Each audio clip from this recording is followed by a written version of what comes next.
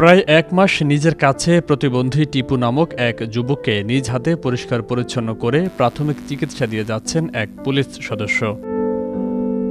শুধু টিপু নয়, তার চাকরি জীবনে এ পর্যন্ত ২২ জন মানবিক প্রতিবন্ধীকে পরিবার খুঁজে পেতে সহযোগিতা করেন এই কর্মকর্তা। এক মাস আগে চাঁদপুর জেলা ও দায়রা জজ আদালত চত্বরে ভবঘুরে টিপুকে দেখতে পান পুলিশ কনস্টেবল আবুল হোসেন মানিক। সেখান থেকে তাকে উদ্ধার করে নিজ হাতে দাড়ি চুল পরিষ্কার পরিচ্ছন্ন করে নতুন জামাকাপড় কিনে দেন। পরে তার দেখভালের জন্য নিজ খরচে রিহাব সেন্টারে ভর্তি করেন।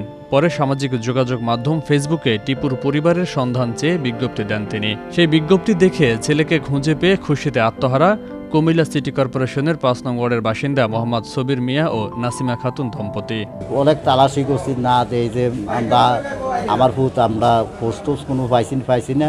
মানিক কাকা এই আমার ছেলের চুল দাড়ি এগুলো কাটতেছে।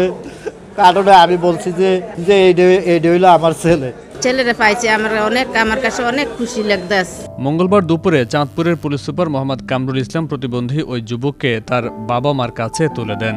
এ সময় তার চিকিৎসায় জেলা পুলিশের পক্ষ থেকে আর্থিক সহায়তা প্রদান করা হয়। মানবিক এমন কাজ করায় প্রশংসা ভাসছেন পুলিশ সদস্য আবুল হোসেন মানিক। মানিক ভাই আমাদেরকে আনেন, মানিক ভাইয়ের আন্ডারে আমরা আসার পরে উনি আমাদেরকে রাত্রে থাকার ব্যবস্থা, খাওয়ার সব কিছু উনি বহন করেন, খরচাপাতি বহন করে মানে আমাদেরকে খুব যত্ন সহকারে টিপুর সাথে আমাদের সাথে দেখা করান। বিগত এক মাস যাবত চাঁদপুর জজ আঙ্গিনা থেকে খুঁজে পাওয়ার পরে এক মাস থেকে তাকে আমি দেখভাল করে আসতেছি। তার খাওয়া, দেখাশোনা, তার চিকিৎসা সব কিছু আমি করে আসতেছি।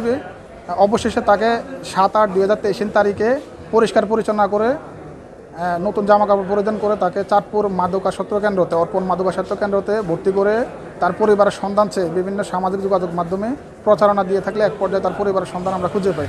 পুলিশ সদস্যদের এই ধরনের কর্মকাণ্ডে যারা এগিয়ে আসবে তাদেরকে জেলা পুলিশের পক্ষ থেকে পুরস্কৃত করার কথা জানান পুলিশ সুপার সাইফুল ইসলাম।